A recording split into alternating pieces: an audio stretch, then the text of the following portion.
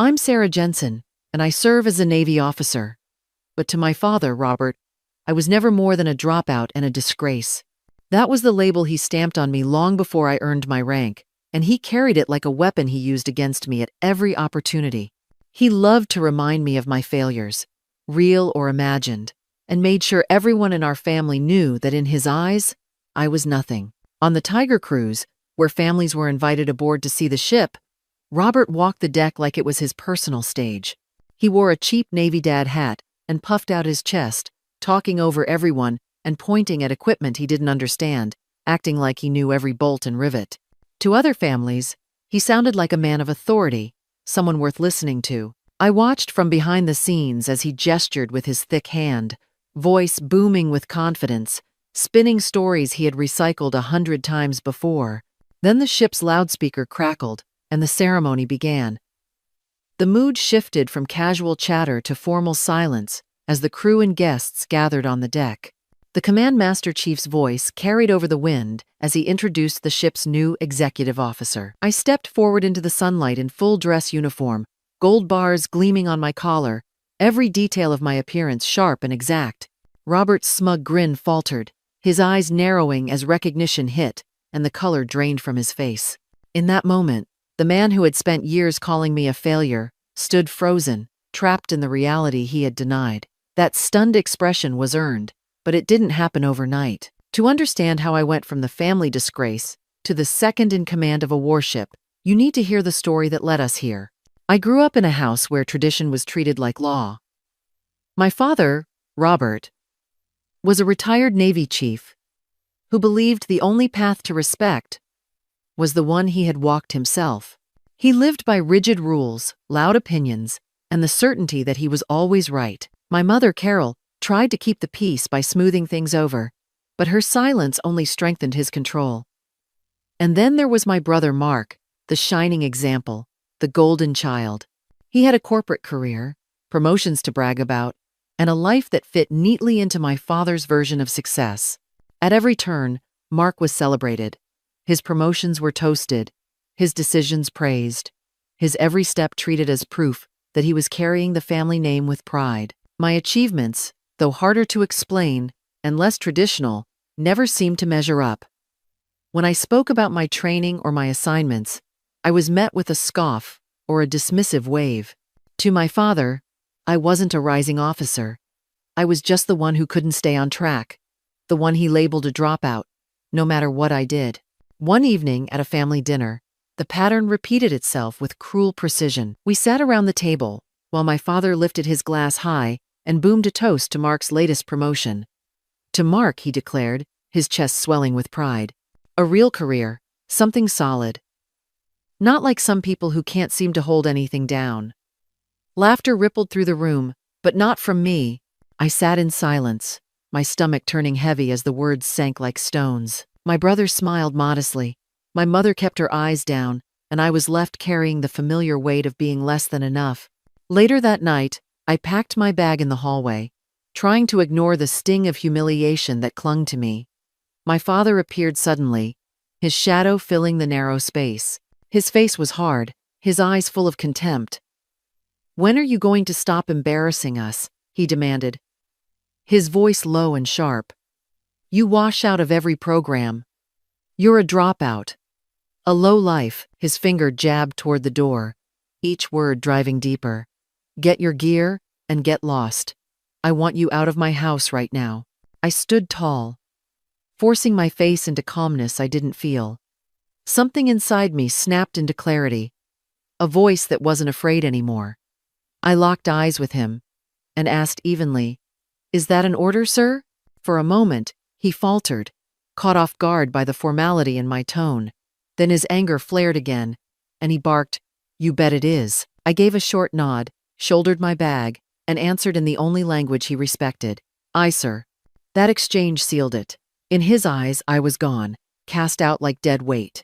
But in mine, it was the beginning of a final reckoning. I walked out of that house knowing that one day, the man who called me a disgrace would be forced to see who I truly was. At home, I was nothing more than a disappointment, a shadow compared to my brother's polished success. Every call with my father ended in him dismissing my accomplishments, his voice dripping with condescension as he reduced years of training into words like watchstander or temporary duty. To him, if it wasn't the straightforward 20-year enlisted grind, it didn't count. My specialized path as an officer, with schools full of acronyms and advanced qualifications, was gibberish to him. He chose not to understand, because to understand meant admitting I was building something real. But the Navy was a different world, one that demanded everything I had and gave nothing away for free. My training was relentless. Cryptology courses that blurred into intelligence briefings, tactical drills that stretched until my body felt like it would collapse. Failure here wasn't an insult, it was a risk to national security.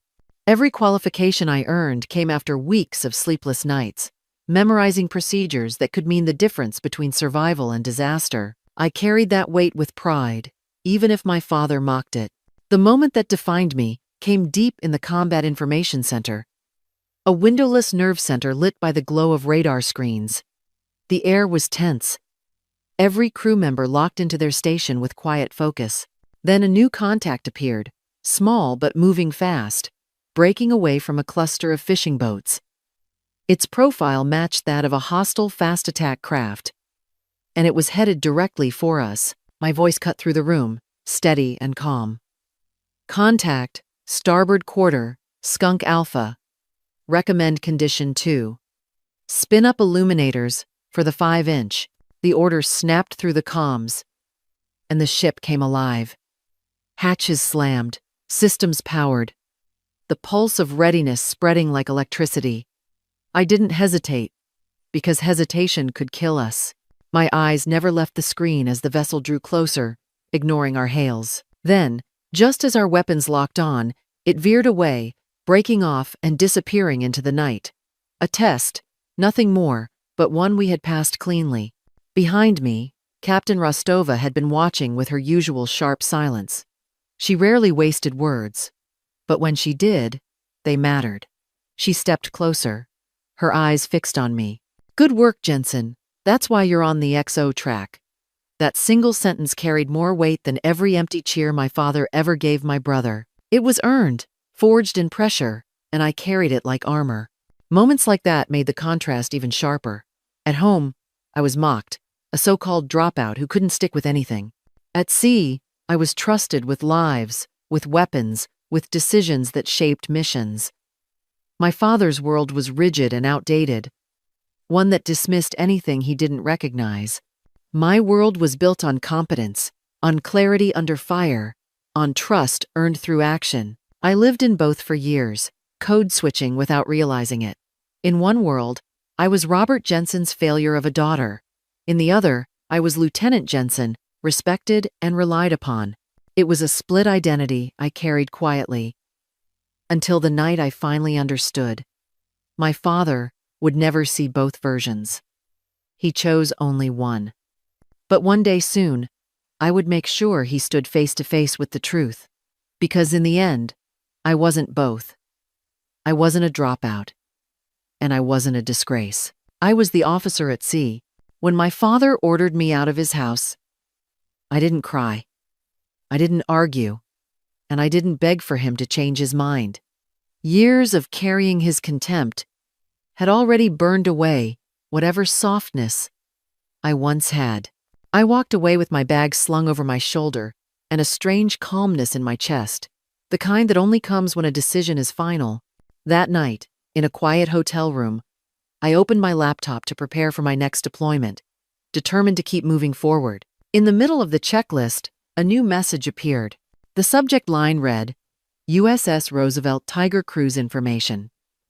It was a standard announcement, nothing more than an invitation for families to join sailors on board for a short trip. But as I read the details, an idea began to take shape. This wasn't about asking for validation. This was about setting the record straight. My father had spent years building a false story about me, and the Navy had just handed me the perfect stage to correct it. I logged into the Navy Family Readiness portal with the authority that came with my new position. No hesitation, no second guessing. With a few clicks, I added two names to the guest list: Robert Jensen and Carol Jensen. It was not a request, and it wasn't an act of rebellion. It was paperwork, filed with the precision of someone who knew her place in the chain of command. For once, I wasn't a daughter looking for approval. I was an officer executing a duty. The next morning, I made a short call to Captain Rostova. My tone was crisp, professional, nothing more than a routine report. Ma'am, just confirming for your situational awareness. I've added my parents to the Tiger Cruise manifest. There was a pause on the line, and I knew she was fitting the pieces together. She understood more than I said out loud. Her reply was brief and steady. Excellent. No. Looking forward to meeting them. That was all. No questions, no judgment, just acknowledgement. I hung up the phone with a steady hand and sat in silence for a moment. My father had given me an order to leave his house. Believing he was cutting me off, what he never understood was that I had already built a world where his words carried no weight. Now he would have to step into that world, one where rank and respect were not decided by his opinion but by the truth. This wasn't revenge. It was a correction of the operational picture. Robert stepped onto the deck like it was a stage built just for him. He wore a faded Navy dad hat pulled low, as if that alone gave him authority, and walked with the swagger of someone who believed the ship belonged to him. Every few feet, he stopped, pointing out equipment he didn't recognize and weaving stories from the 80s, back when his time in uniform actually mattered. He puffed his chest, eager to remind anyone within earshot that he was once a chief, though here it carried little weight. He cornered young sailors, barely out of training, and launched into long-winded lectures about how things used to be done. Back in my day, you didn't cut corners like that. He barked at one who had been tying down a line perfectly by the book. The sailor nodded politely, eyes scanning for an escape, while Robert continued with a story about chipping paint and grinding through endless watches. His voice carried, full of pride, as if he were teaching lessons instead of repeating memories no one had asked for. Carol trailed a few steps behind, quiet as ever, her face tight with the effort of keeping up. She nodded when he spoke, laughed softly when he expected it, and otherwise moved like a shadow in his wake. The other families smiled politely but quickly drifted away when they realized Robert wasn't interested in listening, only in holding court. To him, this cruise wasn't about seeing the ship. It was about reliving a past that never really made him the master he believed himself to be. I stayed back, half hidden in the crowd, watching his performance unfold. Every exaggerated gesture, every smug grin, every dismissive correction made me want to laugh and grit my teeth at the same time. He thought this was his kingdom, a world where his voice carried power and no one dared call him out. What he didn't know was that the walls of this stage were closing in, and soon the applause he imagined would be drowned out by the sound of reality. His false authority had a clock on it, and I was the one winding it down. The families gathered on the flight deck as the sea wind whipped across the rails. The air carried that rare mix of festivity and formality, chatter fading into silence as the Command Master Chief stepped up to the microphone. Robert stood near the front with Carol, grinning proudly, certain he was about to be acknowledged for his service or perhaps for raising such a fine Navy family. His shoulders squared, his chest puffed, as if he were the one in command. The Master Chief's voice rang out clear and strong, introducing the captain first before turning to the new executive officer. He let the title hang for a moment, and Robert's smirk grew wider, convinced the name that followed would somehow reflect his own glory. Then the words dropped like steel. Lieutenant Commander Sarah Jensen.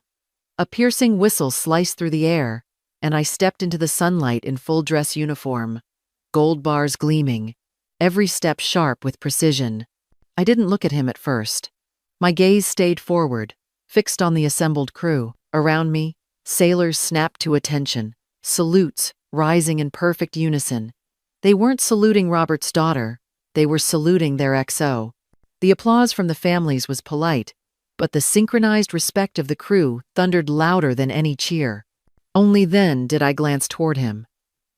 The smugness was gone, erased by shock so deep it hollowed his face. His jaw sagged, his eyes darted, searching for another Jensen, Anyone else who could claim the title he had mocked me for never earning. But there was no one else. Just me, standing in the rank he never believed I could reach. In that moment, the myth he built collapsed, and the truth stood undeniable in front of him. After the ceremony, the Robert I knew seemed to vanish. The booming voice that had filled every room was gone, replaced by silence that clung to him like a shadow. He no longer strutted or corrected anyone. Instead, he kept to the edges of the group, hands shoved deep into his pockets, eyes fixed anywhere but on me. Every salute directed my way reminded him of the truth he had tried so hard to deny. He stopped talking to the sailors he had once lectured, no longer able to pretend he held authority among them. Even the Navy dad hat that once made him walk tall now looked small and ridiculous on his bowed head. He lingered near Carol, letting her guide him from station to station, a ghost of the man who had arrived so full of pride. The warship's steel walls seemed to press in on him, forcing him to confront just how little his bluster meant here. Carol tried to bridge the gap. Once, she drifted close to me during a drill, her expression heavy with confusion and a desperate need to repair what had broken. But I couldn't give her what she wanted. My attention belonged to my crew, to the sailors who depended on me to lead. I issued orders with calm precision, my focus unshaken. In that space, the family drama simply didn't exist. By the time the cruise ended, Robert barely spoke. He left the ship as a smaller man, walking down the pier without a glance back. I watched from above, not with bitterness but with clarity. Sometimes the family we are born into cannot see us, cannot honor who we become. The true family is the one that trusts us, stands with us, and follows us because we have earned their respect. That was the family I found at sea. A year later, my phone buzzed with a message from a number I knew by heart, but hadn't heard from in months. It was from Robert, just 3 words that landed heavier than the longest speeches he had ever made. I was wrong. I stared at the screen for a while, not with anger or satisfaction, but with a strange stillness. There was no surge of victory, no rush of triumph that I had secretly waited for. His words didn't undo the years of contempt, and they didn't heal the wounds he left behind. What they did show me was something I already understood. I no longer needed his validation to know my worth. I had built a life where his opinion simply didn't matter. I held the phone for another moment, then archived the message and went back to the charts on my desk. My father told me to get lost, thinking I had no direction. But walking away was how I found exactly where I belong. If you've ever had to prove your worth to someone who refused to see it, share your story below. In this space, your rank will always be recognized.